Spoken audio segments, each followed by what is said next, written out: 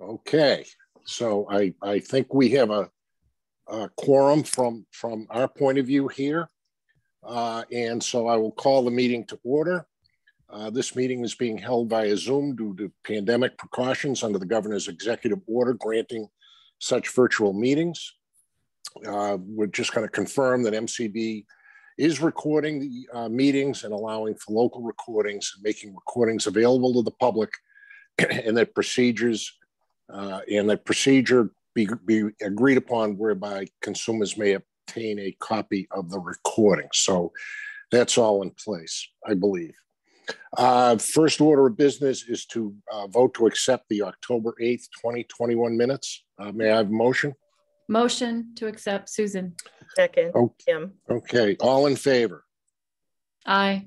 Aye. Okay.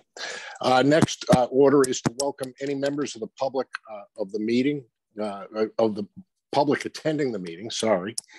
And we'll hold questions until the end. I would ask that the questions that we'll entertain need to be specifically related to the agenda and the topics that we are discussing today, and not to go beyond that. That's not our charge. David, update from the CFO on MCB's results through, I guess, September or October. Yeah, I had sent you all the latest Excel sheet. Were you able to look at that? Yep. If you want, let me get that up and we can share screen. Please do. Let me just find it here. Is this it right here? Oh, no, that's something else. We just got, by the way, and another thing, because we were busy this morning doing those vlogs, I don't think, Regina, do you have a dashboard? Yeah, could you send that to the group, please? Yes, I can send it, and I can also share it on my screen when we get to that. Oh, great. Can you share the please other do. one too? Look, Regina, can you share the other Excel spreadsheet, the one from Chandra? Sure, let me just pull it up. Please. Yes. Because I think you have everything right there that we went over. And Chandra is not attending the meeting? Chandra is off today.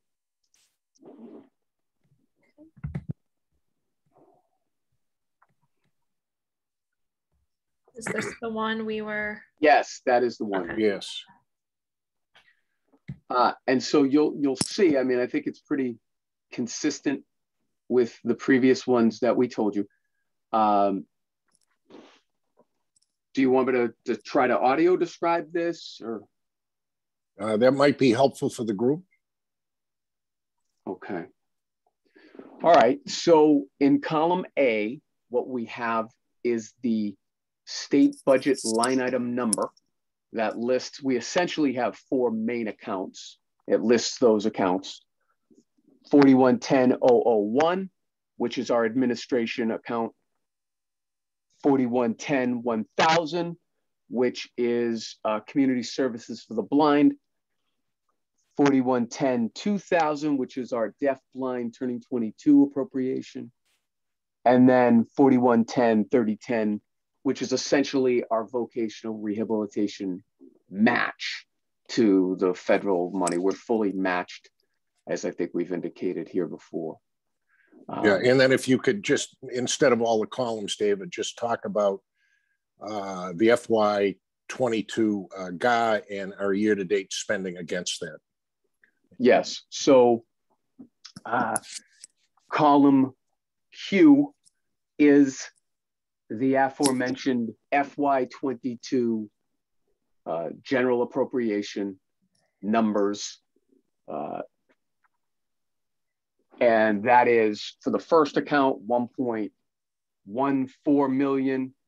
The second one, 8.9 million. The third one, 15.3. And then the fourth one, 2.8. Collectively, those equal approximately $28 million. So that's what, for the public, that's what we've been given provided by the legislature and the whole, the whole budget process and things like that. And so column G is what we've expended year to date. This is a fiscal year to date. So that begins on July 1. So since July 1, what we've expended. Now, something to take into account there is we actually didn't have the money in our account since July 1. So these numbers they're always going to lag a bit. Well, I shouldn't say always, but most years, because when the budget's passed and then when transfers happen and all that, it's generally like a month or two later. But just to assure everybody that services don't stop because of that. Like, it's not like we say, oh, you can't go here, or you can't go, you can't go to the Carroll Center, you can't get orientation and mobility lessons because we're waiting on money. You know what I mean? That doesn't happen. But for the manner with which we're looking at this now, like as a fiscal exercise, it might not balance up. That's one of the reasons why like the encumbered money that you've been asking for, that's one of the reasons why we don't, that's an executive level policy thing to not share, because we wouldn't want to give people a misleading picture. You know what I mean? So in this column in G, you'll see that we've spent in administration about $377,000 thus far, which is very consistent with where we should be with our target. And then in the community services, it's about 1.9, which is probably more than I think we had thought. And I think that's just because we've made it such a point of emphasis with our team and our stakeholders that we do have more money. So we want to try to be as expedient with that as we can and try to program that, because we don't want to revert any dollars. We're trying to get everything spent. And then the next one is 3.2 for our Turning 22 program. That one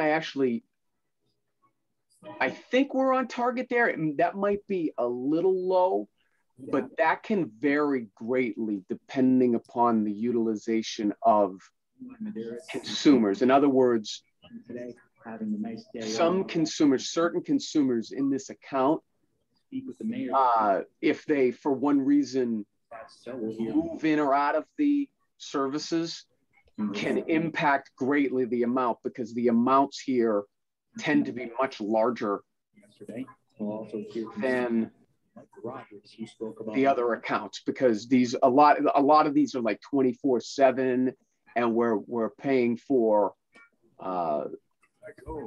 skilled nursing and much more higher services, and in a way, like there's just more services that are spent out of this. So one or two consumers move in and out can change this. So yes. And then VR wise, I think we're right on track. I mean, we're having really great results, really strong performance, thanks to our team and our consumers. So I think we're on track there with about 600,000.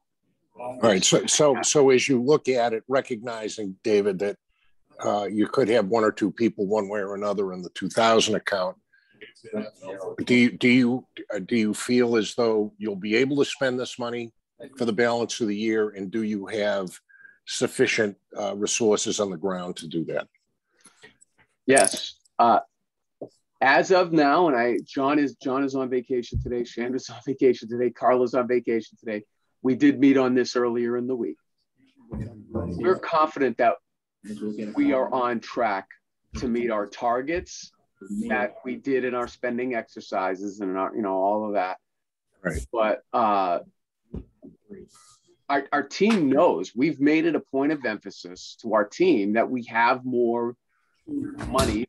So, we want to try to get as much programmed and provide as many services as we can. So I'm optimistic. I mean, we still have between now and June 30th is how many, is that 7 months or whatever it is? So, you know, we're approaching the halfway point. We'll probably know more after the first of the year, but I think we're on track generally. Yeah, I mean, we're trying our best. Yeah, but they just did not have the communication infrastructure. Okay. So this is Susan. I wonder if I could ask a question. Please do. So am I understanding the VR dollars are the state appropriation, that 3 million or some odd. Then you have the federal grant and you have the reallocation? With the local. So That's not included in this chart. Is no, that correct? that wouldn't be in, that wouldn't, the federal reallotment dollars are not included here from the amount we get from them. What would be here is the matching amount though, right? Does that make sense? So, so the way just for the public, so the way the reallotment dollars work is you have to spend your regular VR dollars first, or you're supposed to spend your regular VR dollars first. If you've expended those, you can then go into the reallotment pool and, you know, ask for additional monies. So we've asked for additional monies and we won't need to tap into those until the expenditures out of the amounts that you see here are expended.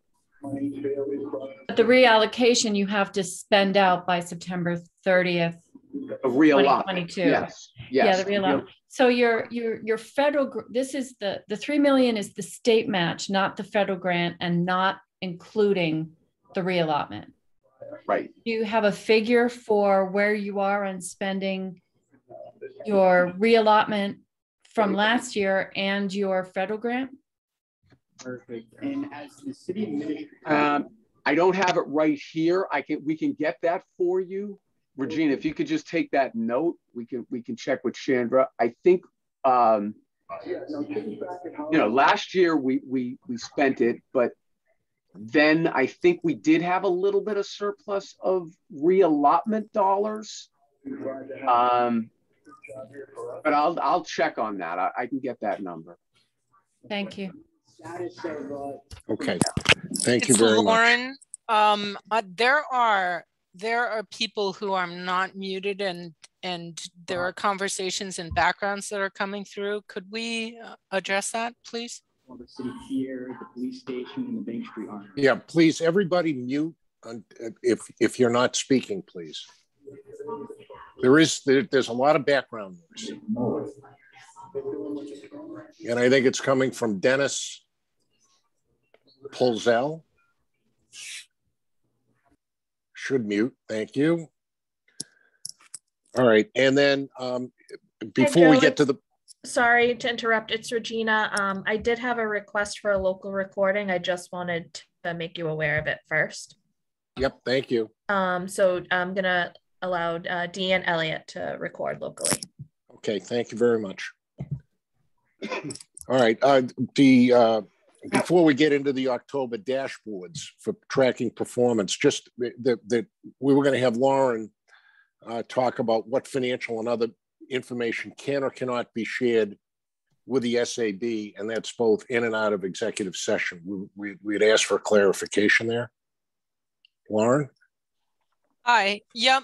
And so I've looked at the open meeting law and I've looked at public records, and the comptroller's website, which I know I downloaded the expenditures, and the expenditures are pretty recent. The sheet that I downloaded was early in November, and it had expenditures through at least late October. Mm-hmm. Those are all public, okay? And I've begun discussing that with the commissioner and with our CFO. As the commissioner says, and we would have to look at it on a case-by-case basis, because I think what it boils down to for whether you go into executive session, there's a couple of understandings that you have to have about that. Is it public record and there is no need to go into executive session? So it may be that that if it's still internal to the agency, it may be a situation where it's not really public record. Mm-hmm. But there are very, very limited, there's only 10 reasons why a public body can go into executive session. And for instance, one is for evaluating character of an individual for some kind of agency business, or discipline of, and all of these things. As you run through all of the reasons, you have to figure out, does your board really have the jurisdiction for those particular issues? And that would be a discussion that the commissioner and I would have with you, because you don't want it to turn into deliberations, and that might not be a deliberation, but that's another thing I'm always very cognizant, and I know you are, about evaluating. So there. Wait a minute, I'm coming. I just got to gather all my junk. Okay. So people have to remember that this is being recorded and it's going to appear on YouTube. So if they can mute themselves, they really should. As I said, so there are 10 reasons, and they're very, very specific, and some of them have to do with if your agency is buying real estate, or if you are what's another one? Contract bids, or security, or and it's very specific. So we'd have to discuss that. I think that, well, you tell me what your thoughts are. So the specific question was on the commissioner discussing with the SAB funding, it funds financials and what has been encumbered and so forth. Is that something that we're precluded from having? Are we precluded from having it when the public is on? Are we precluded from having it in executive session? I guess I understand I on think, executives. Right. I think it would have, I think we have to discuss first whether it's public record. And I think that's something that has to happen internal to the agency. What encumbrances are you specifically looking for? So I had asked a question, and I'll ask it again today, with respect to the $850,000 earmark. Obviously, the commission's been disclosing what's been spent to date. But then the question would be, what has been encumbered, i.e., the amount of POs that have been written, because that kind of tells a story of spending in services provided and to be provided to date. That's something of interest to the SAB. Now, is that, are we not supposed to have it? If we're not supposed to have it, where does it say we're not, that sort of thing. Okay. All right. I would have to look into that with more specificity and have that discussion with the commissioner and with the CFO with regard to those particulars. Yeah, I mean, so just to be clear, I'm open to giving a general amount. Like I can tell you, for example, we've encumbered 59,000 out of that 850, right? Mm-hmm. But in terms of further detail as to specifics, I'm concerned. My concern would be violating OSD law, Lauren, and how contracts are done and everything. You know what I mean? Because all we're asking for is the amount encumbered, not give me a list. We don't want a list. And you don't want it as to who it's been encumbered to and things Oh, like no, that? no. Okay, No, so no. you just No, no. want a very general figure. It's a very on- general. It's similar to a financial statement. You know, you have this much budgeted. You've spent this much, and have payables for that much, and then have POs out for that much, which gives you a sense as to what your real spending is in a broad number. And all I need to know is if we're not supposed to have it, fine, just cite me the chapter and verse on why not. It's just good information. Right. Okay. So just to clarify, so let's use your example as you just mentioned. The 50.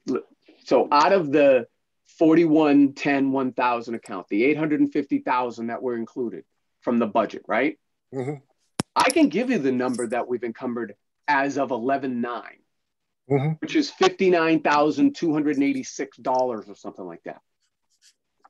I would assert, though, fine, we'll give you that number, but that number is misleading because what that number doesn't tell you is the amount that's caught up in the process and the amount that we're like, because there's consumer confidentiality here too. We don't want any specifics with respect to. I mean, this is where having Shonda would probably help because there's a sequence. You've got amount spent, amount owed, billed and not paid, and then amount encumbered. Those are three different amounts. When you add them up, it says, okay, I got 50. I've encumbered 59,000. I've got 58,000 in payables, and we've provided 100,000 in services. You add it up, and that's what you spent. That's what you spent, or you're going to spend, in a very broad sense. That's it. Right. I mean, so you have two of those figures, one on the sheet we just showed you, and one I just told you, the 59,000. Right. So before we jump down to that, then, I mean, it'd be good to know from a regulation point of view what we can see and what we can't see. That's all. And with respect to what you're asking for, any financial question, I mean, it's good as an advisory board to know where things are spending wise. For instance, we knew last year you weren't going to spend your budget because of the pandemic. We understood that. Right. But there are things, there is interest on, a couple of issues to make sure that you have this money. If for some reason you not only spend the money, it's good to have a discussion on an advisory basis of, okay, how do you go about now spending them? But when you don't have visibility on what's been spent, encumbered, and is due, it's hard to do. Right. And I'm a little hesitant to guess as to something else that you might want. We've discussed this particular ask that I think then the commissioner and I can take back to the CFO. But when it comes to, I need to know what they are. Okay. And I mean, it's dynamic. There might be different questions from meeting to meeting to meeting, but as I said, it is top line financial. Don't give me the detail. Don't give me the consumer. Don't give me the vendor. Don't give me the don't tell me the specifics of the service. We don't need to know that, right? Right. All right. Next item on the agenda is popping up to 7. Review of the performance dashboard through, I guess, October, tracking the agency's performance. Yes, Regina, can you share that spreadsheet that we just got from Luis? And again, sorry we couldn't get this to you sooner. As you may be aware, Mary has now transitioned to her new role at MRC, which is good for her. So we have just less people in that unit. So they've been busy doing some work here. And you'll address Mary's departure and succession sometime in your update, please? Yes. Yeah, thank you. And so Luis Nolasco, who runs this unit now, is just provided this to us And like I said, we wanted to get to you early, but we were busy recording those vlogs. So it's generally good news, and it's slightly more than I think we're used to. If you look at the percentage change, SR adults particularly, but it's very consistent. Virginia, can you scroll down a little bit? Right there, yeah, there you go. Keep going. And again, you all had this email to you as well. So if there's a particular question, we can talk about it. And I'd look to Susan whether she has any specific questions on this. Thank you, Joe. I wonder if we can just scroll up a little bit. It's my first time seeing it. So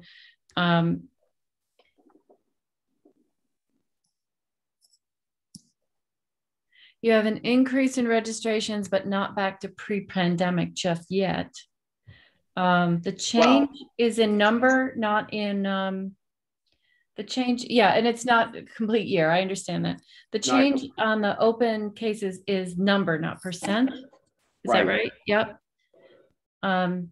David and Susan, could you share some of the numbers? Amy and I have not seen this, and it's not making a whole lot of sense to us. Just some high level numbers, please. Yeah, sure. Otherwise, we're talking about abstracts, and that isn't all that helpful. So the total registrations is really the first thing. And in 2019, we had 1,860. 2020, we had 1,063. Obviously, that was off significantly because of COVID. And now, year to date, we have 1,309. So it seems like we're going to have a significant increase in registrations over 2019 pre-COVID numbers, pre-COVID data. So David, is it calendar year or what's the end of the year? No, I think we've done this on fiscal, but I can double check. Regina, can you double check with Luis while we're here? Send him a message.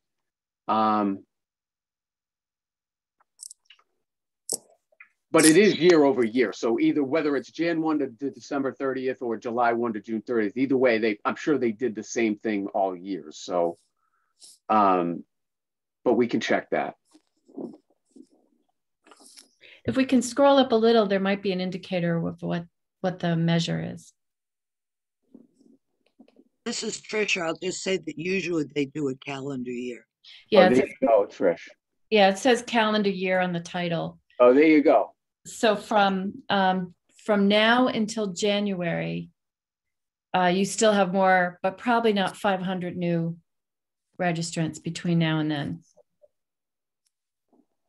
There are some I don't know if these include the ones in the pipeline. Trish, do you know that? We do have some. Luis's note says that it doesn't include those that are being verified that are in the pipeline. Yeah. So I think that's, I think that's a good thing that we're seeing the numbers where they are. I think it's strong. Yeah, you're getting close to pre-pandemic numbers, but you might not meet it. It's hard to say by January, but there is some increase in registrations this year from last. Yep. Well, particularly when you consider like the beginning of 21 was still kind of, closed. Sure. So I think it's a good thing. The next table is about open SR and SRC cases with 3 rows and 3 columns representing a change from 6/20 of this year, 8/31 of this year, and November 9th of this year, showing that SR children increased by 2, decreased by 2 since August. SR adults increased by 47 for a total of 1,901 by November 9. And SR DBES is down by 28 for a total of 991. So total SR cases open is 3,689 as of November 9. And that is somewhat of an increase since June. And then open VR cases, similarly, VR adults, pre-ets, and transition youth are the rows, and columns as of June, as of August, as of November. So VR adults, there are now 666 as of November 9 for an increase of 75. Pre-ets youth, as of November 9, there's 177, a decrease of about 6. And transition youth, 148 as of November 9th, with a decrease of about 3 for a total of 991 open VR cases across those categories.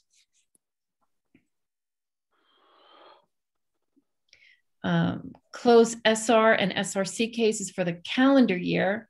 So it's a comparison of SR children, SR adults from 2019, 2020, and year to date. This year, 2021. Each year there's been, let's see, 2019, there was 2,383, 2020, 2,075, and this year to date, 1,333. Children are about 101 of those year to date, and SR adults are 1,232. So we're still under pre-pandemic, but it's not the full year yet. The explanation, or one explanation, is that they may be rather recent cases, so they're closing. Consumers may be staying open longer for more in-person services as a result of the pandemic, and that makes some sense to me. And then closed VR cases, the status 26 and other. Comparing the years, there's 151 closed 2021 year to date, 93 in 2020, 128 in 2019. I'm not sure what other and why it's blank in 2021. It might just be that they didn't track that, but other in 2019, 156, 2020, 121. Those, David, I think those tend to be unsuccessfully closed or closed for a lot of other reasons, correct? It could be. If John was here, he could give us that detail. I'm just seeing this to tell you the truth at the same time as the SAB is. I mean, we use, remember, a lot of what we use, this is kind of like the report, right? So, but what we're using day-to-day to keep track is more through the management process, more through the regional directors and the supervisors. So just to let everybody know. Yeah. So as a federal, this is a federal fiscal year measure. So this would be for September 30th, year to date. Well, I'm not sure how this is categorized. 2021 year to date says status 26, 155. So it's a federal fiscal year. It should be. Yeah, that's why I was kind of confused with the thing up top. I actually think that's misleading. I want to talk to Luis about that, about the calendar year thing, because I don't know if that's true for all of these metrics. Yeah, he's got some in parentheses that say which is the right year. And for this one, it says federal fiscal year, which the 155 doesn't make sense to me because we're in the next federal fiscal year. Right. It should be low. And I don't know what the other is. So you've closed 155 people into employment at some period of time. Hard to determine when the end date of that was. And that's good news. I mean, that's oh yeah, our VR closures are up. Yeah. And then support services, number of consumers, calendar year. Do you want to explain that one, David? I'm not really sure what that refers to, support services.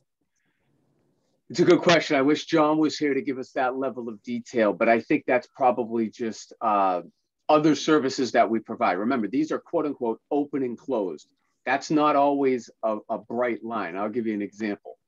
So we have somebody who's been closed, yet we get them a clock or a battery for their watch, or we provide them certificates of blindness. So we're providing them services, but yet they're closed, right? And then other people who are open, we might not provide any of those things, but yet they're open. So it's not always a clean line. So I think the supportive services speaks to some of those other things like we were talking about. Do you need help getting somewhere, filling out a form, you know, all those types of services that our people provide. Yes, and I think some notation on what that means would be helpful from Louise of what is that, you know, whoever tracked that data tracked it, but it's not clear how to, what it is. So it is a big difference between 2019 with 4,271 consumers receiving support services during the calendar year. And in 2020, it was 2,600. And in 2021, it's 1,500. So it's hard to understand what that might mean or what that is. But overall, it looks like people are getting jobs, that there is an increase in various categories of people coming to MCB for different things. And yet there may be people are either newly open or staying open longer in 2021. Folks think that's accurate? Joe, I think one of the questions might be, you know, with Mary's departure and Louise taking it on, is there requests or information we can provide of what we need to report? I think what was given to us is good if we can just get a little clarity on that support services and the calendar year and the other closures, what's the other closures that seems to be missing? Okay. So you'd want that for the next meeting, Susan? Yeah, I mean, I think monthly is, if it's good. Maybe every other month would be fine. I don't know how frequently we need to see it, but if it's something that is automated, it's just a matter of collecting it or just displaying it, that's useful. But it right now, there's a difference between, we're in a new federal year for measuring outcomes, but we're midway through the state year and toward the end of the calendar year. So what things do we want to, how can we sort it so it's either the federal year, the calendar year, or the state year that we're tracking? Maybe when we give the agenda to the commission next month, we can sort of spell it out, think about it and spell it out a little bit more. Yeah, that makes sense. Okay. Yes, I'm happy to help with that. All right, thank you. Joe, this is Amy. Can I ask a question? Please.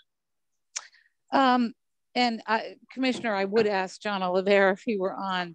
But one of the things that I have been doing is to try to help consumers to know if their case is closed and whether it is or not, who their case manager is. Is there an MCB listing of the regions and which towns they cover? I have yet to find one, and I've been asking. Yeah, so we've discussed that. We certainly have it internally, and there's been a robust, I wouldn't call it a debate, but discussion about how much of that to release or to put on the website or, you know, make known to the community.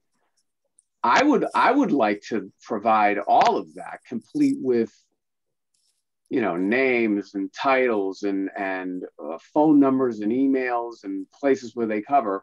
I'm in the minority on that. And so we're trying to figure out a way to be able to give everybody enough information without maybe overwhelming consumers with information and you know, confusing people. So I think that's what I've heard. Is that the argument against that it's too confusing? Because I am a consumer, but I'm also someone who assists consumers.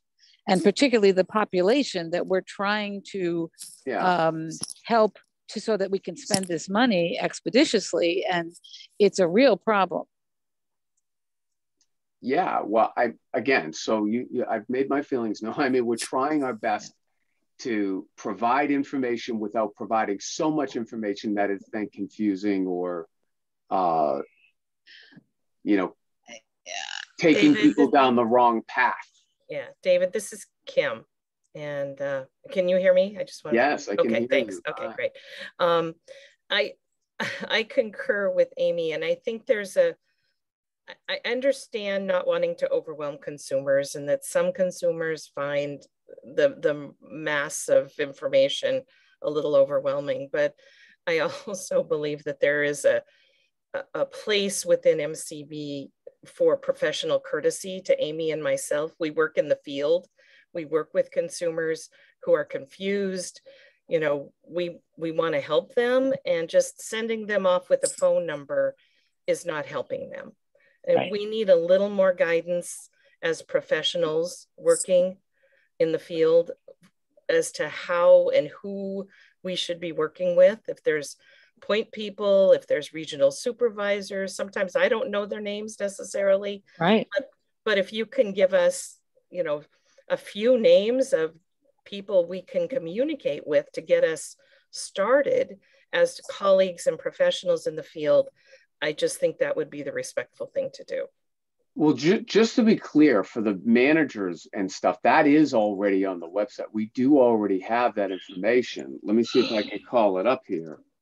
And I'm not asking you to tell me right this minute, but I don't understand why, when we ask a question, we get pointed to the website. Okay, it's not the most easy thing to do sometimes, for me, for consumers, for anybody. Why can't you just tell us who the regional supervisors are and we'll talk to them? Or instead of pointing us to the website for everything, for the links to the Zoom, to the agenda for the meeting. I don't understand why, as SAB, MCB can't just send something to us in email. It's very disconcerting. I have hundreds of emails to go through every day, and I don't even get the courtesy from MCB to send me the agenda. They want me to go to the website. It's like you don't want us to find it. What's the secret? I'm frustrated, and I'm sure I'm not the only one. No, you're not. I mean, I think one of the things you have to recognize, and I hope you do, is that the people who I am working with, who I'm helping, they aren't going to the website because they don't use the website. They have difficulty. They don't know. The reason I'm asking for a list, I just want what towns are in what region, and who do I contact in that region to find out who the case manager is. So can I ask a simple question? I'm kind of listening to this and wondering why. So if I call the commission, whether it's Amy or Kim on behalf of a consumer, or it's Joe Abley on behalf of himself,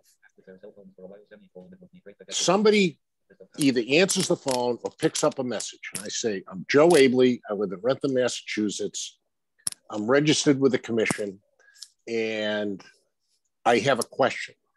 Aren't I assigned, or if I'm not an open case, isn't there somebody my name would go to so I could get a call back?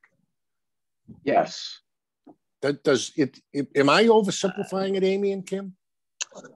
Well, I don't think you're oversimplifying it, but I think what I'm hearing from consumers who have tried that, first of all, the phone system isn't the easiest to navigate, as we know.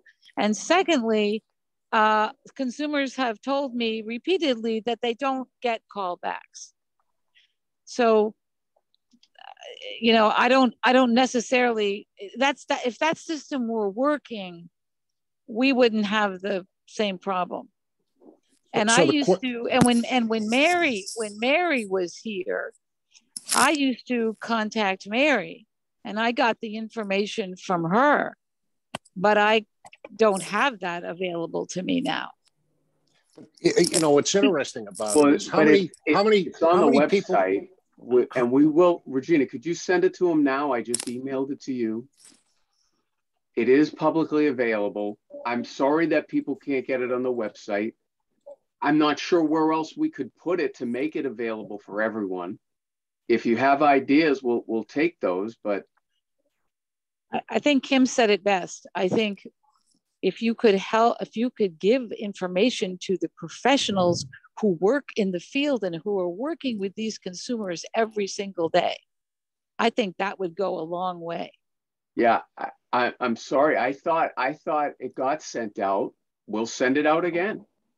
No, Regina, I certainly don't have it. Them now? I just sent it to you. You can email it to them now. Which again, the document you're going to get, just to be clear, is on the website. It's available for the public. Right. It lists all the regional directors with all the cities and towns. That would be awesome. That's not the level of detail I was referring to before, by the way. So let me ask a question so that I understand it. We have a list of the regional people. Yeah, it's on the website. Regional directors, and I'm somebody that has just been declared legally blind.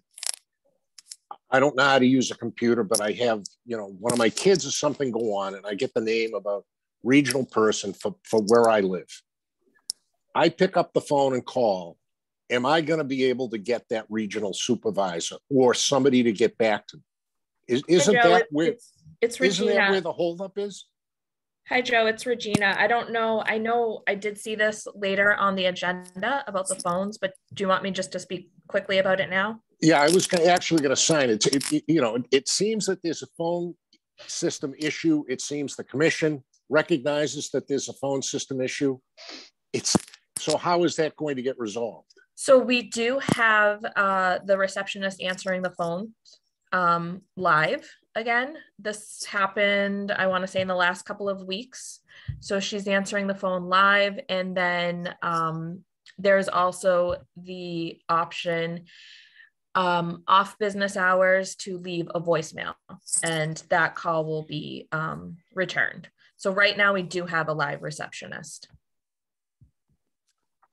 Amy and Kim, does that help solve things or does it not?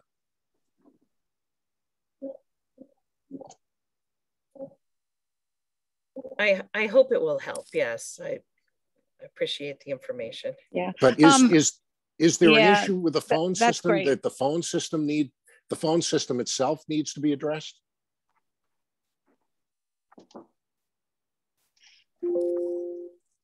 Are you asking me? Who are you asking? Yes, I'm asking the commission. Yes.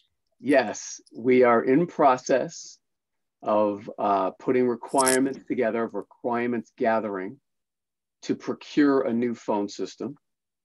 Our old phone system, which was out of date, which we were having difficulty maintaining because it was so old, like software patches weren't available for it and things like that.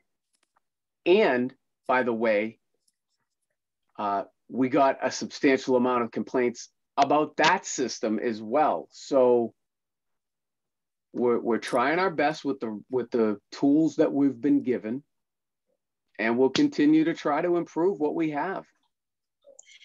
One recommendation, if I may, the current phone system gives you the option for a different language, but if you press that you want Spanish, it doesn't go through. The subsequent messages are still in English. So one thing I would say is if you're going to be getting a new system, that you ensure that if there are other language options, that actually continues through the entire process. Yes, thank you. Okay. I mean, that seems like this. I mean, let's see how it works, how the receptionist works, and whether. I mean, I think there's a breakdown in the system where Amy and Kim and other people in their position are getting calls because they can't find stuff out. That's an issue. Can I also add, Joe? I mean, I think. Please. One of the great things about the investment in the marketing campaign is that there may be an increase in people looking at that website or people trying to contact MCB, some of whom may be clients, some of whom may be employers. And I think the website and how does someone who may just want to click once and find a person they can call in their town, find that information fast? Employers will only look for 5 seconds, and if they can't find it, you've lost an opportunity. If consumers are not used to or recently lost their vision, don't have computers for a wide variety of reasons, that information exists. It's just hard to find on the website if you are someone that doesn't have that fluency. So is there a way, Commissioner, I think you're hoping to be more transparent with that information, but is there a way that the SAB could support you to make that recommendation, that increased transparency of both the employer groups, the consumer groups, and your partners for readily accessible information about how to get from your phone to a live person in your local area can be made available? I see it on the website, but I have to admit, it would be hard to find without vision because it's just highlighted in a color to click there. And I can see why it would be confusing. But on the other hand, I'm also worried that employers might not be able to find the right person. And if they call in and can't get someone right away or can't get a call back, you've lost them.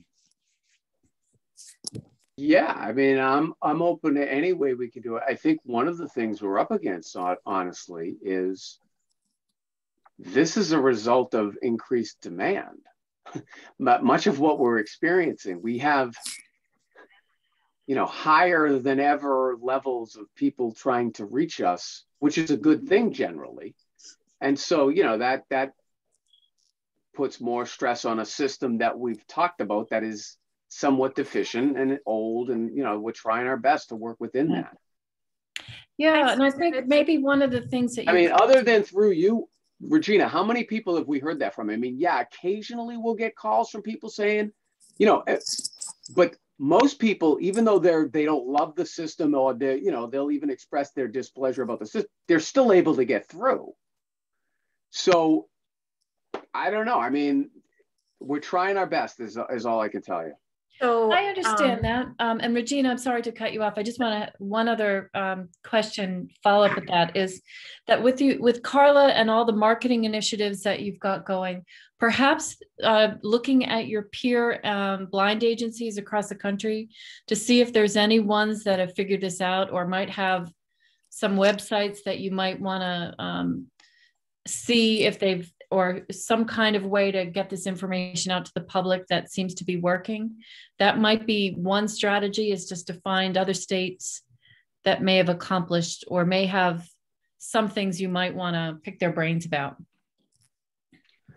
Yeah, we're open to that. We've looked at that, and what we've come across is most states look to us, and most states are can't believe the amount of information that we've offered and make it as accessible as we've made it.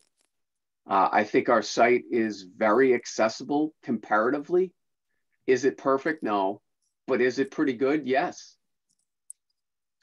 Well, it just seems, and we should probably get given the time, move on, but it seems that consumers are having issues. I understand there's a spike because there's a catch up in demand from the pandemic, but it probably needs to be addressed. Hi, Joe, it's Regina. Can I just say one quick thing about the phone? Please. So we did have the receptionist just recently start answering calls live in the last couple of weeks. And she works a hybrid schedule, but we do have technology in place where she can answer the calls live from the office and remotely. So this is something that we just, like I said, we just started in the last couple of weeks. So I'm hoping that will help because she can transfer calls directly to any local, like regional directors or even directly to the counselors. She's really good on getting people to who we need to speak to. So I'm hoping that might help some of the issues going forward. That would be awesome.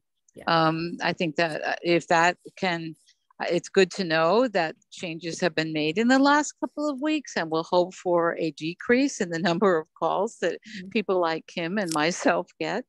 And I know we on the SAB, we had a lot of concerns that we've previously expressed about the influx of, you know, as COVID transitions, you know, the influx of consumer requests and so forth. And Joe, I apologize because I'm on the phone and don't have access to the agenda immediately. Mm-hmm. But this brings to mind the whole issue of staffing, because I'm wondering what's being done about that, and what's the difference between the amount of staff that you have currently, and given the needs, and the amount of staff positions that are vacant and need to be filled. And again, I'm sorry for jumping the agenda gun. I mean, actually, what I'd like to do is kind of go through the earmark and the additional 850, and then Sure. talk about the staffing issue, if that's okay, Yep. Amy. Sure, of course. So that the next item on the agenda, and then there's one not in the agenda I'd like to address, is when you talk, David, about $59,000 encumbered for the earmark, is there amount on top of that that's been spent, or is it just $59,000? We could get the other sheet back up and look at that. A portion of that, it's a small amount. It's less than the 59,000. All right. So the concern would be and with Thanksgiving coming, that November's basically done. So we're 5 months into the fiscal year. If you've spent— We're 5 months into the fiscal year, but remember, we just went through our bidding process and everything in October. I got it, but kind of the concern is both with respect to this 850 and then the incremental 850 that the legislature gave to make up for what was lost last year. Can you give us a sense on the other 850, how much of that has been spent, or what the plans for it are? Yeah. And given that we're 5 months into the fiscal year, and given that it seems that consumers are having trouble getting through and so forth, how are consumers going to be served, and how's the money going to be spent? Okay, there's a few different things there.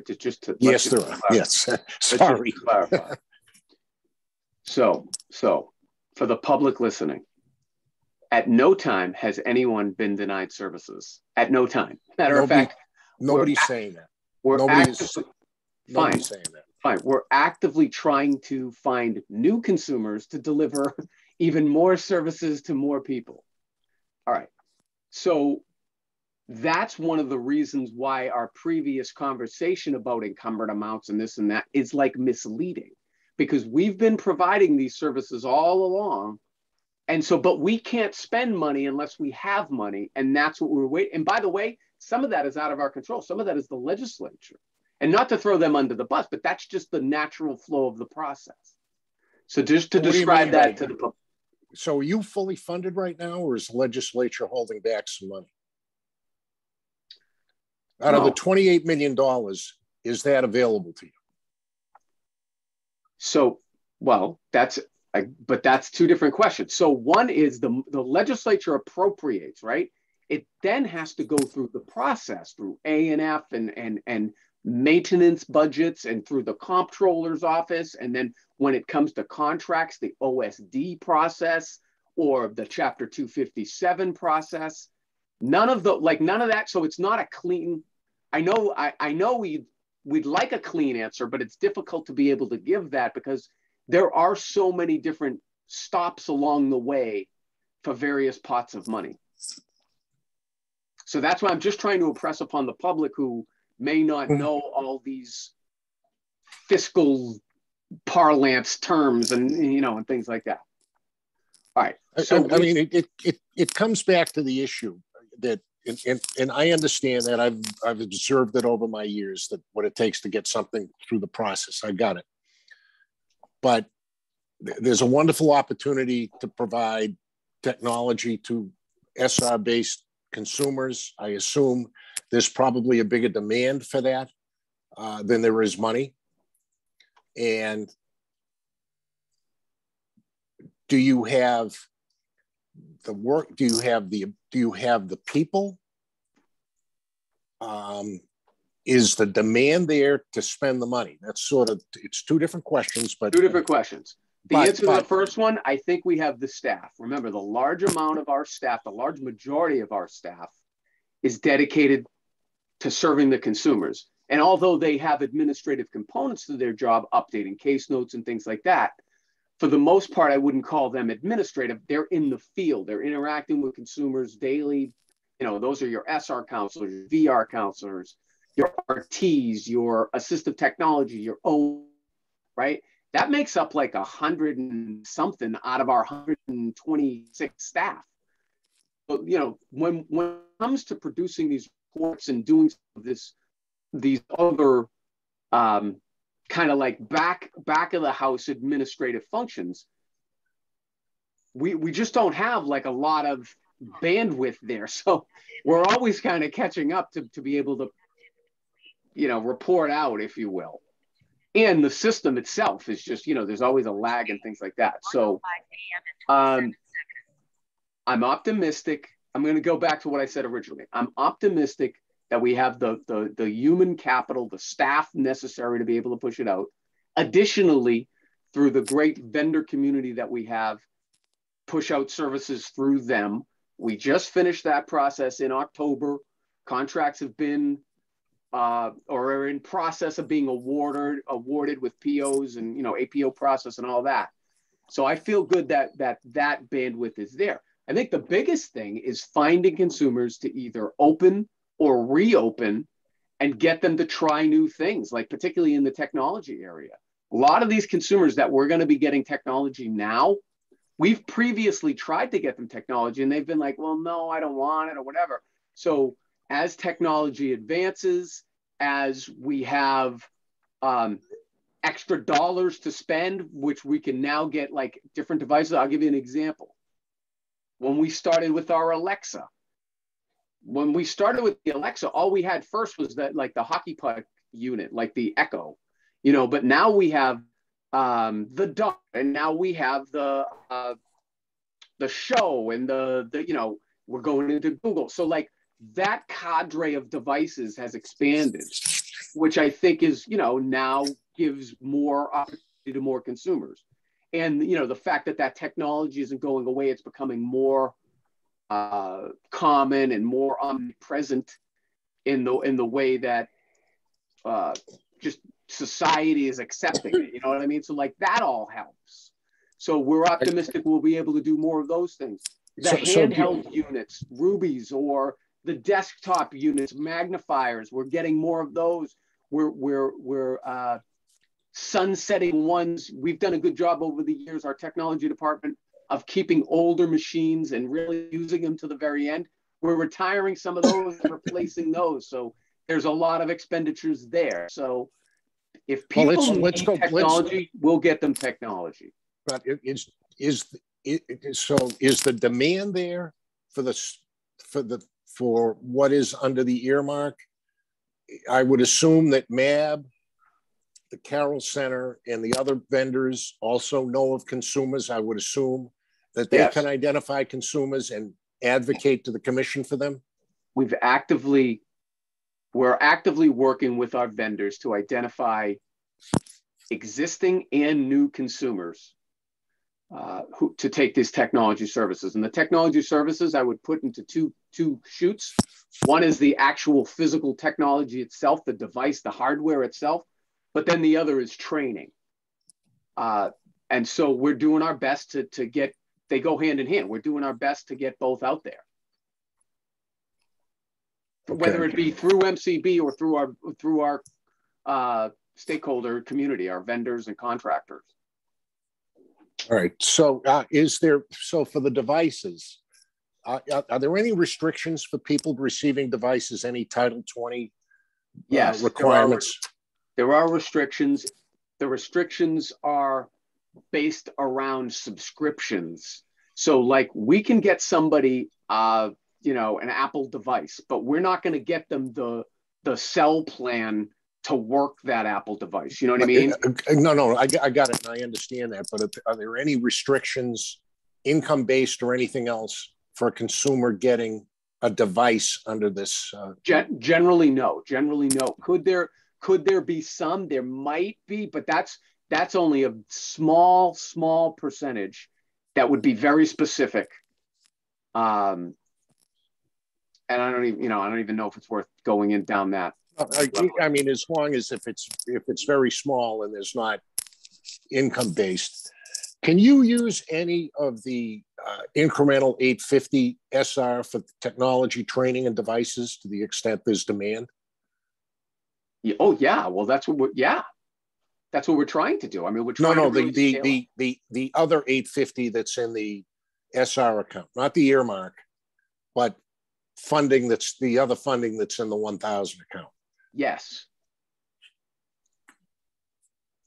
Yes. Okay. This is Amy. May I ask a question? Yes. Please. Given this unusual opportunity where there is more, there's money available, which is only available for a short period of time, given that at least for the earmark money, it has to be spent by June 30th. Has there been any thought about serving low vision consumers who don't quite, but may eventually, or will probably eventually be considered legally blind, but who are not yet legally blind? We're always trying to ensure that we're positioning consumers to be successful.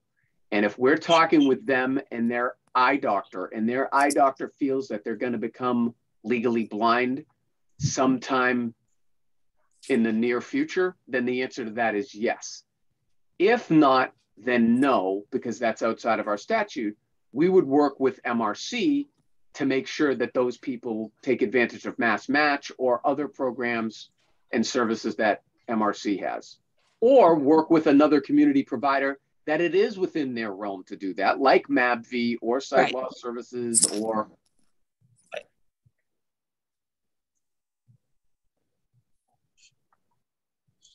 Okay. Anything further from the SAB on this subject? All right, next item, just update on your private business endeavor discussed at the last meeting and how it relates to the RSA memo of understanding. Wait, is this the National Industries of the Blind piece you want me to talk about? Yes, please. Yeah. Okay, yeah.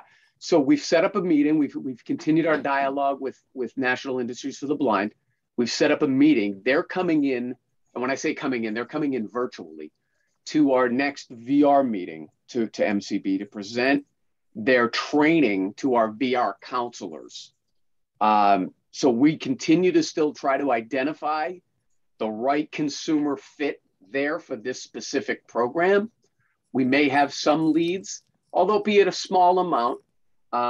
Additionally, we're waiting to see what happens with Randolph Shepherd, if some of those people who are already kind of pre-made for this type of thing, if potentially we could shift them over there. So NIB's coming in November.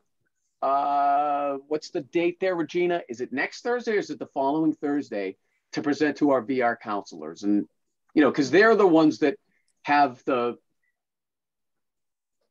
good insight into their consumers to be able to say, yes, you'd be a good candidate for this program. It's the 18th, by the way. This is the 18th, thank you. Yeah. Next Thursday. That's next Thursday. What are the projects that are going to be funded with the new $1.3 million reallotment funds? Yeah, so here I have it right here. Let me get it. Okay. All right, so thus far, and we think we'll be able to do these, but with Mary leaving, we may need to, because she was going to be project manager on a couple, we may need to shuffle these or something. But We have disability as a qualification for 75,000. Technology skills survey for 350,000. Impact of COVID on employment challenges and opportunities, and develop some materials around that. That's 100,000. VR welcome kit packet for 500,000, and then a VR consumer predictives analysis survey, including low vision, for 150,000. So those are the ones that we've gotten RSA to say, yeah, if you can do it, great, go ahead. So we got the prior authorization there. So now, you know, hopefully we can do it. Hopefully we have the bandwidth to pull all of these off, if not most of them. We're going to try our best. So I mean, it's probably a good time to ask with, you know, and I know there's been some retirements over the last year or so. How do you replace somebody like Mary and you know, both, I mean, she's been there for a while, but the tremendous institutional knowledge that she has of the agency and the consumers and the vendors and so on and so forth. And how's that going to impact the ability to serve whatever demand that you have? Yeah, so we wish Mary well. She's going to be an assistant commissioner at MRC. It's great for her. We would never want to hold her career path back. And she did a great job for us at MCB. I don't know if you can replace her. I don't think you can, actually. And what we're looking to do is, because she wore so many hats for us, is the various roles and duties. I'll give you an example. So yes, she was running our central registry unit, but she was also our chief of staff. She was also our policy director, and she was also our ombudsman. So what we're looking to do is take the ombudsman role and designate somebody, the chief of staff role and those duties and designate somebody, and then the director of policy role and duties, you know, designate somebody for that, and then have somebody run central registry as well. So we're looking at that. We've got a couple of different possibilities right now, and I can't say too much because they are personnel related matters, but we will be going out with at least one posting. So if anybody out there is interested in joining our team, matter of fact, that was one of the vlogs we just recorded for our central registration unit. We're going to be adding to that unit. We're going to be increasing people in that unit. That's a new position in that unit, trying to address the demand there. So we're at least adding one person there, and hopefully another. So that's all in process. I can give you more detail as those become available, but we're optimistic that we'll have somebody first quarter of 2022 in place for both the manager role and this other data analysis role. Okay. It is a loss. Anything new to report on supplementing the Worcester and New Bedford offices? I know there were a couple of hiccups, and you went over what you're doing to mitigate things, but any further update? And I guess the big thing is how inventory is being handled, right? Yeah, so we've gotten them shelving units to New Bedford. We've gotten mailing stations, which are in process. And that includes things like PO boxes and, you know, postage meters for the touchdown spaces and all that. We've had meetings over Zoom with them. So we feel good that everybody's being covered. All consumers are being heard. There's conference spaces available for consumer meetings at the touchdown spaces. I don't know if we've used any of those yet. If we have, it's only been a few, but they're available. So, yeah, I mean, it continues to be a work in process, but I think we're meeting the need. Okay. And I know there were issues surrounding the issuance of blindness certificates. Is that any new update there? Or is Mary's leaving going to hold that back a little bit? No, we've made good progress there. All but 50 requests have been processed. Newly registered consumers are the majority of the backlog. And that's all different, you know, because it's case by case. Some of them are more complex Some of them it takes, you know, you got to have a series of interactions with the doctor's offices to clarify something. So, you know, the ones that are easy, those aren't the ones in the backlog. It's usually the ones that require additional follow-up and things like that.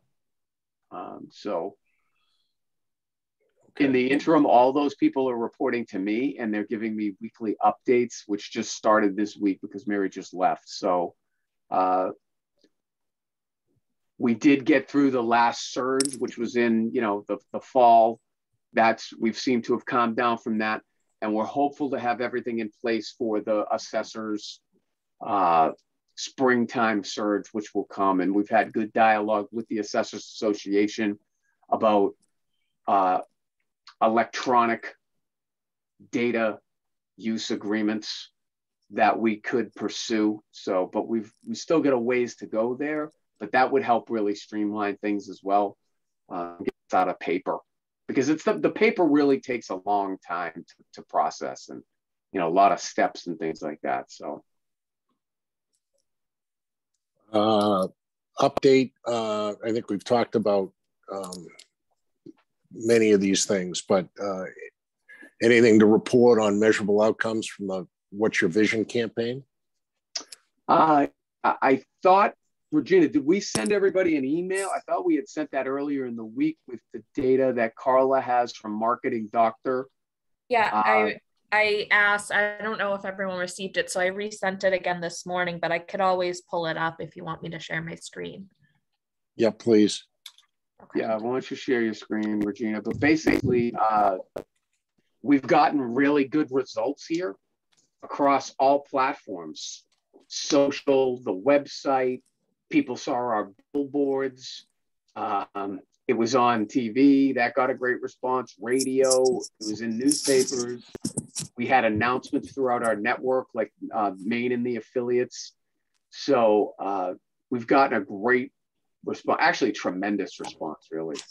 And the numbers back it up.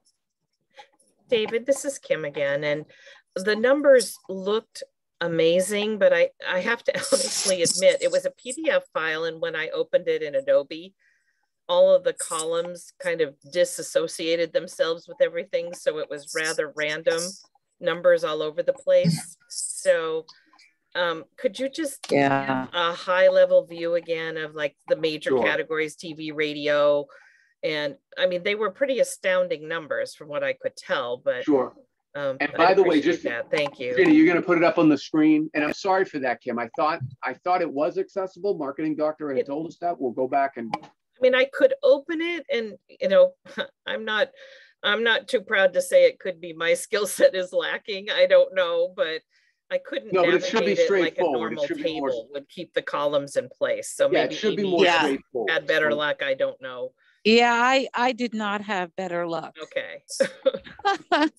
I did not. And Excel is my constant companion these days. So, Regina, you going to share it? Yeah, sorry, I'm just pulling them up. So now one thing to point out here, this isn't the final. In the final, I think we'll get even more detail. This is through October. They're going to have a wrap up for us, like that basically details like the whole campaign. Mm-hmm. Yeah, so leave that sheet up right there, Regina. Can you just do page width there?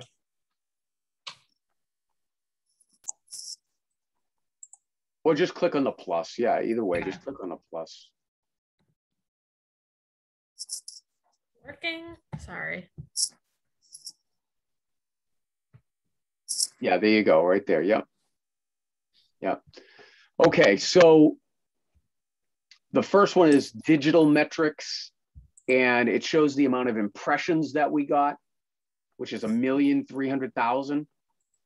The amount of clicks, so that's like engagement, like the amount of people that are interacting with it, that's 17,200. Click-through rate, 1.29.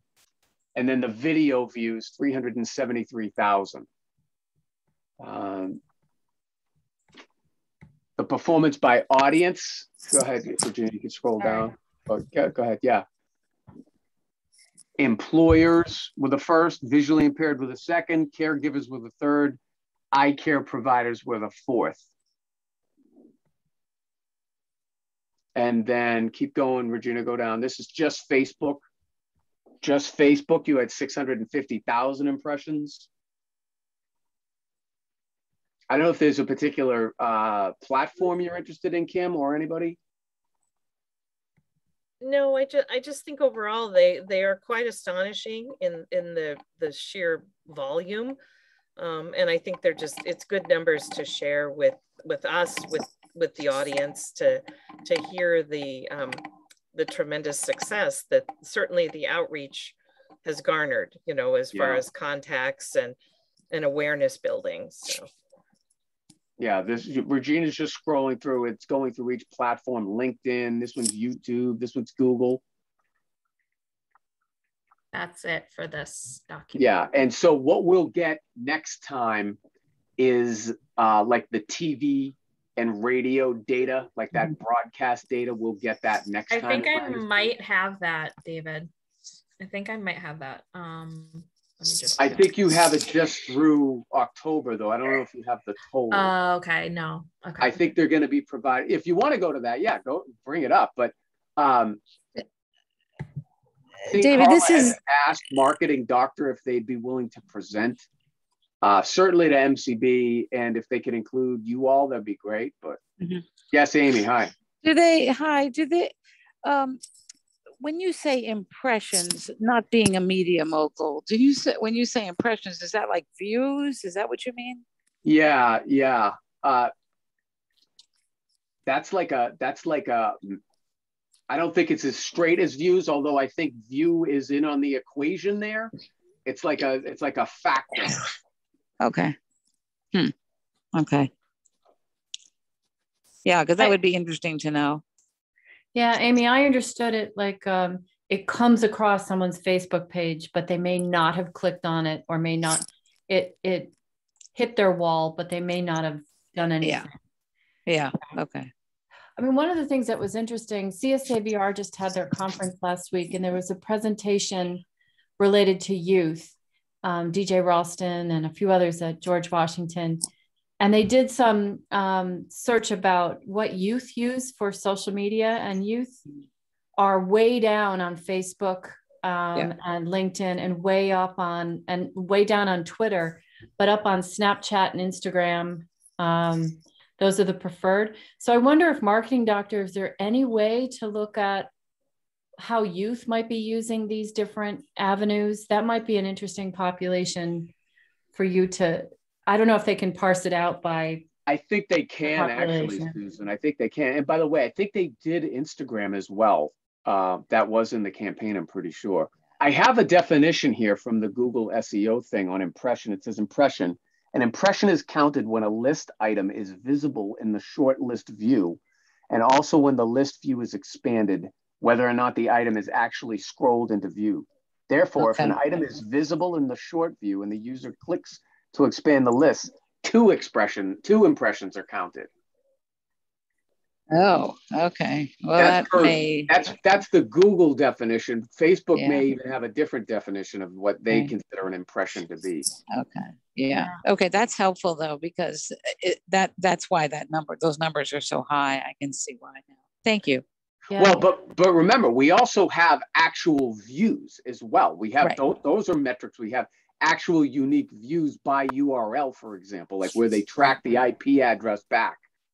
But those can be misleading the other way, because like if I'm interacting with 10 different things, that's only going to show up as one, because my IP address, I'm at one IP address. And even if I keep going back there to watch it over and over, it's still only going to, so that's one of the reasons why I think the click-through rate is like such a good metric to use, which by the way, if you look at our comparison click-through rate to other campaigns, we're way above. We're like double what the industry average is. Yeah, and David, I'm also wondering, this is Susan, if they can give you any more breakdowns by employers. That seems to be one of the biggest audiences clicking through. You know, age of individuals and then industries maybe, or some, and whatever is available to them to. Yeah. And it's going to vary from platform to platform. Like, you know, employers on LinkedIn is probably going to be a better number than it is on, you know, some of the other platforms, because that's the focus of LinkedIn. Yeah, of course. And I think, you know, if you can get more information about who those people, who those employers may be, or anything about them, that would be really great data. Yeah, like I said, I know they're going to present in front of us, MCB, and I mean, we can probably like record it and like make it available to you all, or maybe even have them come into this meeting or something if you wanted. We can ask. That would be great. Yeah, would love to. Regina, will you make a note of that for Carla? Sure. Please. Okay.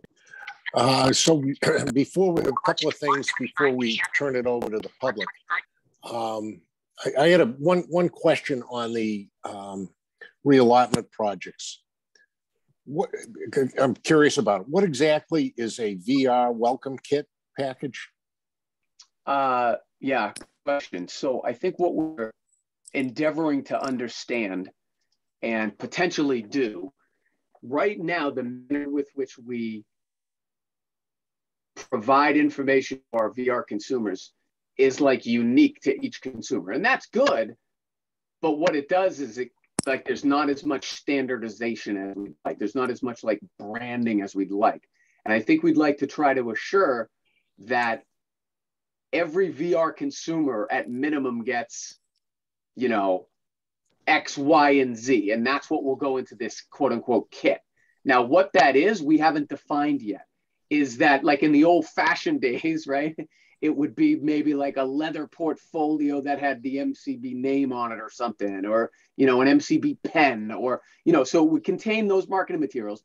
But additionally, and maybe more importantly, it would include like the soft skills one pager that we have, that being on time is 15 minutes early, and being attired appropriately during an interview, and what it takes, you know, another document on what it takes to have a good resume, and another document on interviewing tips. And like, so we have all of these different one pagers or tools that we use. So I think what this endeavors to do is harmonize those, bring them all together so that we can have a consistent packet that we can then assure that it's being distributed evenly to everybody. That's at least the goal. All right, fair enough. Now, use the term branding and marketing. What does that have to do with branding and marketing? Well, in terms of making sure that it's quote unquote like the MCB way, there's many success stories that we look at, and there's stuff that we borrow from other states or other agencies, or, you know, whatever the case may be. And that's great. But if we're doing it on our own, let's bring it into MCB and make sure that if we are retooling that, or if we're adding our stuff, to harmonize that so that people can know where it's coming from, where to go. Back to the earlier discussion, who's my counselor? Right now, our materials are generic and they don't really have like counselor information on it. Maybe, and we're gonna get like an analysis of this from the consultant, but maybe it would be better suited to have some of that customized. Like right now, all we really customize for our counselors are the oversized business cards and the regular business cards. Maybe there's a way to do that better so that can help the consumer more, whether it be giving out a link or, you know, their cell phone number, or whatever, you know, whatever the case may be. Half $1,000,000 is a lot of money. And then, Susan, before you ask your question, when will the RFRs go out for this? Well, Carla, who's responsible for the welcome kit, she's actively met with Max. I think they're preparing the scope, and I think that should go out sometime within the next few weeks would be my hope or guess. The others, again, I think Mary was going to do 2 of these, so now we need to find a new project manager there. So I'm hopeful early in 2022. This is Susan. Related to that,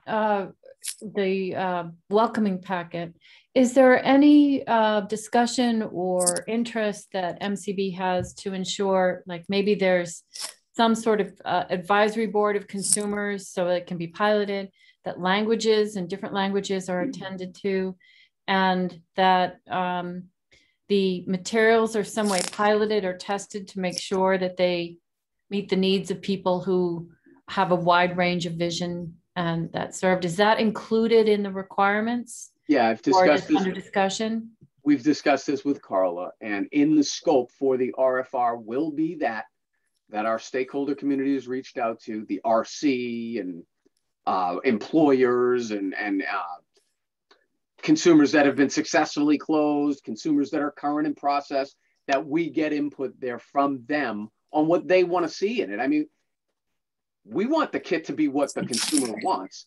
That's my guess is that's a big spectrum though. Some are going to want certain things, others may not. So we're going to try to figure that out as best we can. Maybe it's not one kit monolithic. Maybe it's pieces to a kit or kits. We don't know that yet. Sure. No, I'm glad to hear that you're intending consumer involvement in the development of it, and that you're looking at different languages and 100% ways to use. Great. Yes. All right, good. Before we go to the public, I know that I'm not sure we resolved that the next meeting was tentatively scheduled for December 10th, but I think Kim had an issue. Regina, we wrote to you. Did we revise the date?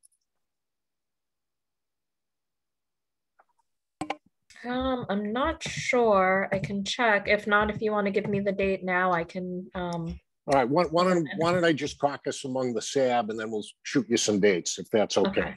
And then also going forward, if you guys want to just settle on like a recurring date, I can book that in advance. And if we need to make changes and adjustments to the recurring meeting, we can always do that too. Okay, we'll do that. Is there anything from the SAB they'd like to weigh in on? Hi, Joe. This is Susan. None for me. I think you covered it. I'm good, Joe. Thank you. Okay, Kim. Amy? I know Amy's in the car. All right. If public would like to weigh in, again, we would like to keep any questions, comments solely on what we discussed on the agenda today. So that's consistent with what the meeting is. So I don't see any hands up, do I? Joe, there were a couple of things that people wrote in the chat. I'm happy to read them off. Yes, please do. I didn't see that, but that's fine, please. Okay, Dina writes, as a stakeholder, I've been asking for a list of staff with their cell phones for a while. It would be great to get this by region with at least a list of towns served by that region. Thank you. So no, it doesn't seem like a question, but it more, support of the discussion. If you send us your email address, we'll email you the list. It is available on the website. Yeah. And then Dennis Polselli said there seems to be a lack of understanding that within the blind community of MCB consumers are consumers with multiple disabilities, including cognitive disabilities. So you can't keep throwing out the website and expect flocks of blind persons with multiple disabilities and aging to go to your website. That seems to be in relation to our prior discussion. And then Dina wrote, is there anything in writing that is provided to clients identifying what services they get under SR versus VR? Yes. Any comment that people want to make to those chats?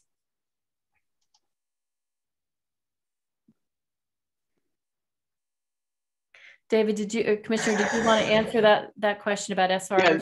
Yeah, the answer is yes. And if you contact us, we'll get you that information. It is, I know, I'm sorry, but it's available on the website. That's our repository. But we could just call us or email us or go to Virtual Blindness Registry. There's a number of ways to contact us. Just let us know you want it and we can mail it out or we can get it to you in whatever format you choose.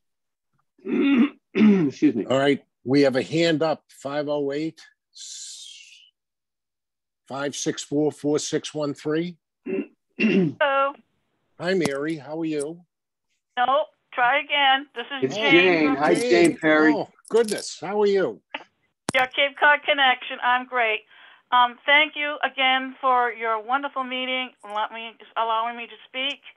I want to thank the committee for addressing the telephone issue and also the contact issue. I have one quick question, actually 2 quick questions. And also I have my original welcome packet.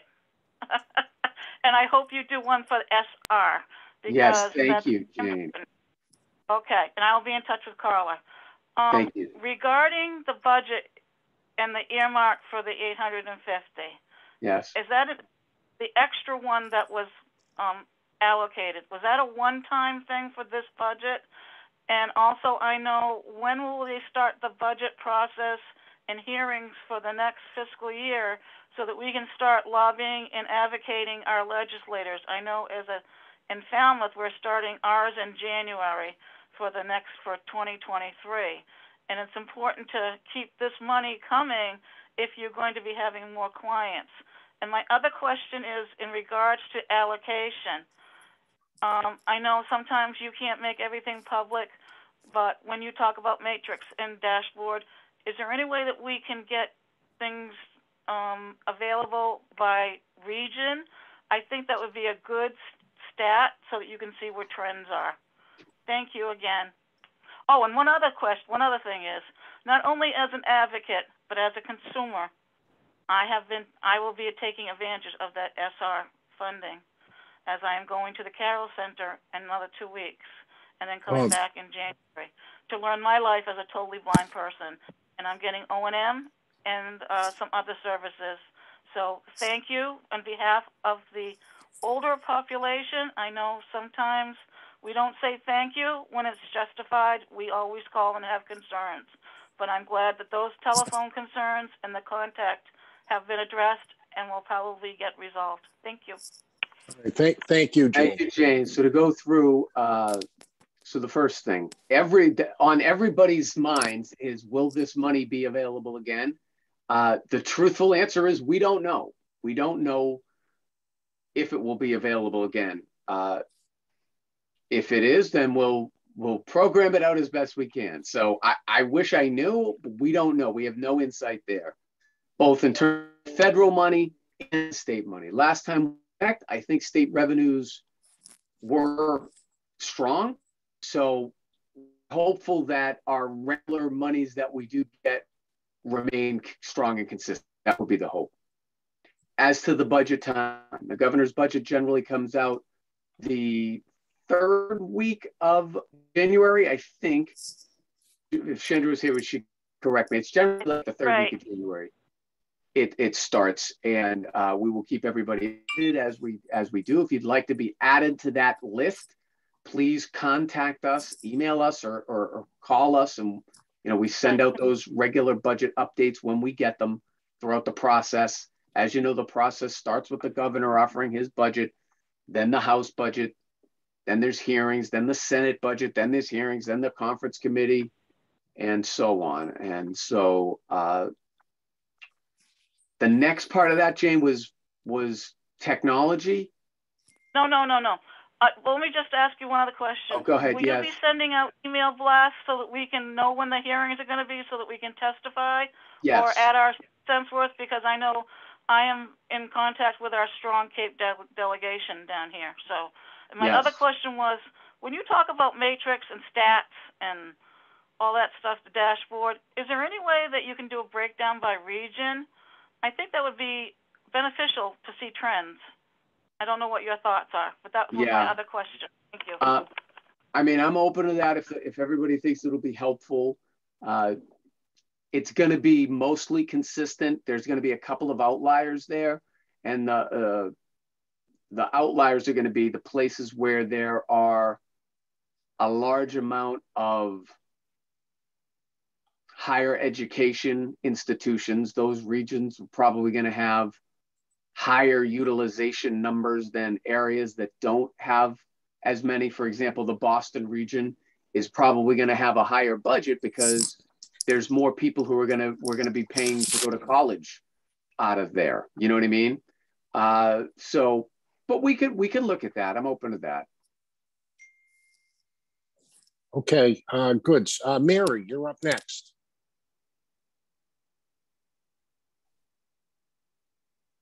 Can't hear you, Mary. Oh, okay. Hello. Thank you. Couple quick questions. I know there had been some discussion about utilizing Newsline to provide information. And I'm wondering if that is that up and running yet? Because that could be a source for people to be able to call who aren't comfortable using a website to, obtain useful information. So that's the first question. The second is regarding your marketing campaign. I assume at some point you will be looking to see how all of this outreach actually yields to or results in actual interactions between MCB and whether they're clients or with some of these employers. Will you have a way of measuring that, those numbers?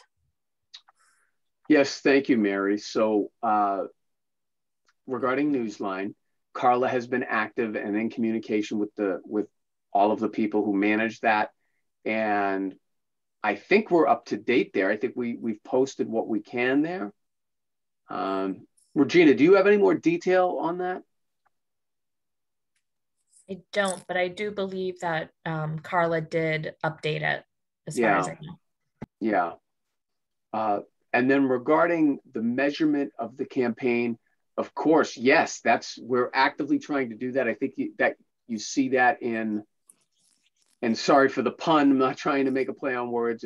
And to Kim's point, we're going to make those PDFs more accessible. We'll reach out to do that. But the data indicates that we are trying to identify the groups as best we can within the campaign as in terms of like penetration and then the follow-up. I mean, I think we've seen that the interest in MCB has increased.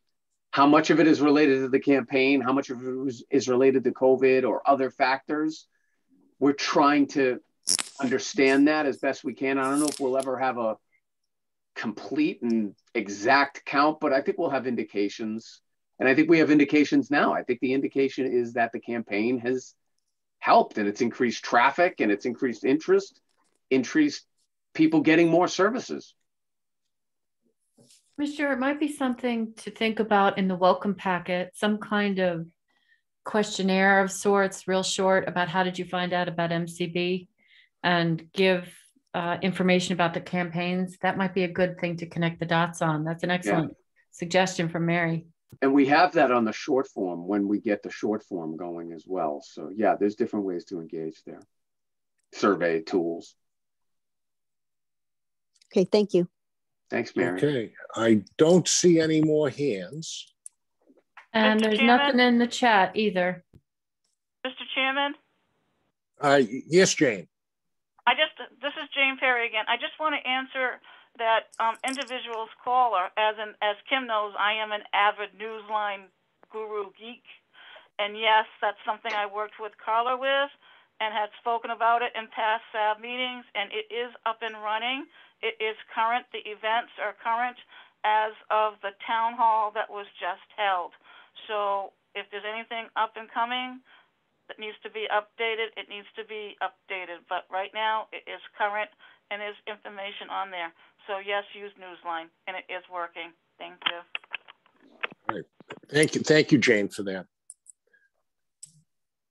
If there is nothing else, we'll adjourn 13 minutes early. I hope everybody has a terrific Thanksgiving.